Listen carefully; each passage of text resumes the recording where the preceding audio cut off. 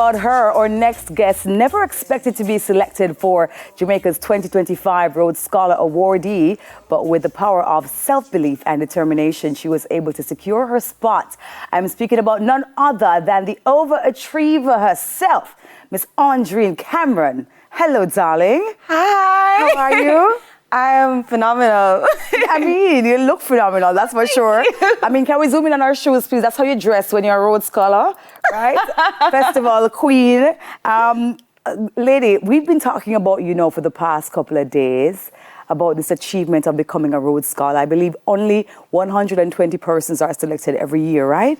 I believe so. Yeah. And one from Jamaica. And one from Jamaica? Yes. Oh my gosh. Yes, so that was very scary. It's a huge goal. It is. Huge. And the process of application is also a huge undertaking as well, right? It definitely is. Okay, so let's start from the top. You are a festival queen. Yes. Yeah. But retired. Retired festival queen. Yeah, you have, I believe, 2 degrees. One. So I have a Bachelor of Laws with first class honors. Okay. Yes. Okay. And I'm now pursuing my legal education certificate at the Norman Manley Law School. Most people would just stop right there, Most people would just say, boy, this is it. But you decided to pursue Rhodes Scholarship. Why? Well, I didn't think it was something that was feasible. I didn't think it was possible, but Rhodes Scholars have made such a tremendous impact on Jamaica, and I have always been inspired by them, and also the opportunity to, have that education at the University of Oxford, or Oxford University rather. It was just, it's a grand opportunity, and the ability to learn more and to really be able to contribute to my country with what I learn and to, just directly input into national development. That opportunity was just an amazing opportunity, and I really believe that it was something that I should just put my foot forward and go for it. Because why not, right? Exactly. What do you have to lose? Yeah, exactly. Have you spoken to any previous Rhodes Scholars from Jamaica? Of course. Yeah. Okay. One thing about me, if I'm going after a goal, I am hunting down the persons who have done it before me. So I definitely have been in contact, not just with persons who were actually selected as Rhodes Scholars, but persons who were who made it to the finalist stage, but were not the person selected. Gotcha. Okay. So I really did a lot of research. In fact, at a social engagement for the Rhodes Scholarship, you actually get to speak to a lot of other Rhodes Scholars. So I was surrounded by Rhodes Scholars for that dinner. And so I did have the opportunity to interact. And since the release of my success, a lot of Rhodes Scholars have been coming to me, messaging me. So I have this community and just so much support. Yeah. Give us some added information about that academic process, though, for you over the years. You said you have a degree, you're pursuing something else right now, and then this Rhodes Scholarship. Over the years, have you always been this achiever academically? Yes. Yeah. I have definitely always been a high academic achiever, starting from as young as prep school and even before. I am actually a bit younger because I skipped a grade, because when I started school, my reading level was way above. So they had to skip me a couple grades. Then moving to Arden, I left as the top student at Arden. I have 15 CSEC subjects, 12 grade 1s, and I also did 12 CAPE units, and I have 7 grade 1s, and the rest are grade 2s. And moving on at the Faculty of Law, I left with several awards, so top performer for several courses. I was always on the Dean's list.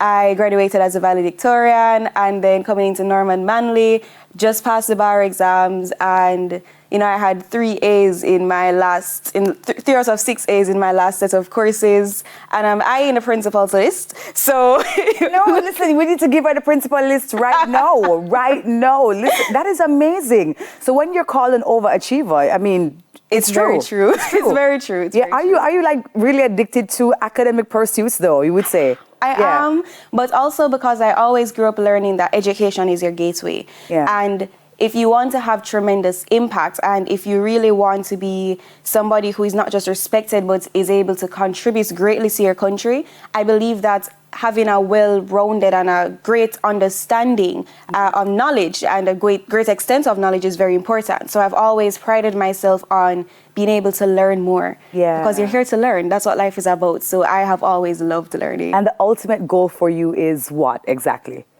To be Dr. Cameron. Hey, Dr. Cameron, I love that. PhD doctor or PhD doctor. PhD. But Okay, I am gotcha. also interested in, I have a lot of interest, so I do want to be a prosecutor.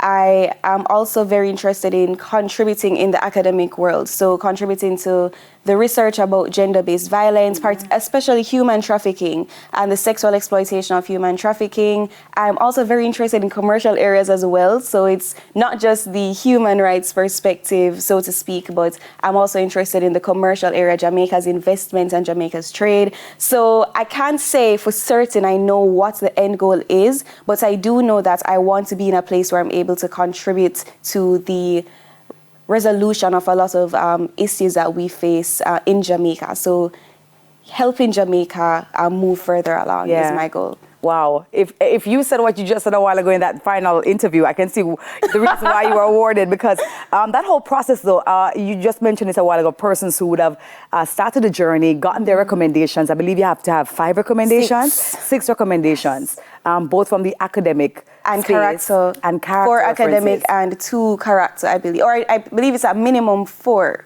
academic, I think. Yeah. But 6 references overall, for sure. And then you have to make a couple of submissions, right? Yes, so you have to have a personal statement, which is just an understanding of who you are. Who is this person that's applying, and why does this person fit within the scope of a Rhodes Scholar?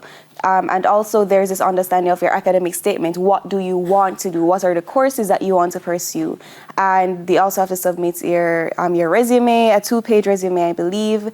And there, you had to submit other documents as well. So it was a tedious process, a very tedious process. Wow. Oh my gosh. I am so proud of you. I think Jamaica is proud of you right now. When do you set off to Oxford? I believe the school term starts in October, so next year, October. Oh, wow. Yes. Okay. All right. Anybody want to big up? I mean, say thanks to? Anybody want to? Of course, my mommy went viral in that video. You too lie. But I have to say thanks to my mom and my dad, my family as a whole, my grandmothers. They have really helped me, and also I want to say a huge thank you to some of my friends. I had friends who declared the Rhodes Scholarship for me before I even finished the application process, and I just want to thank them for driving me along, and even the persons who encouraged me to apply in the first place. You've made us very proud, Andreen. Seriously, absolutely proud. Congratulations on everything. Thank you so much. Love that. That was Jamaica's Rhodes Scholar, Andreen Cameron. Just love how that sounds, right? Jamaica's Rhodes Scholar. I love it. I love it.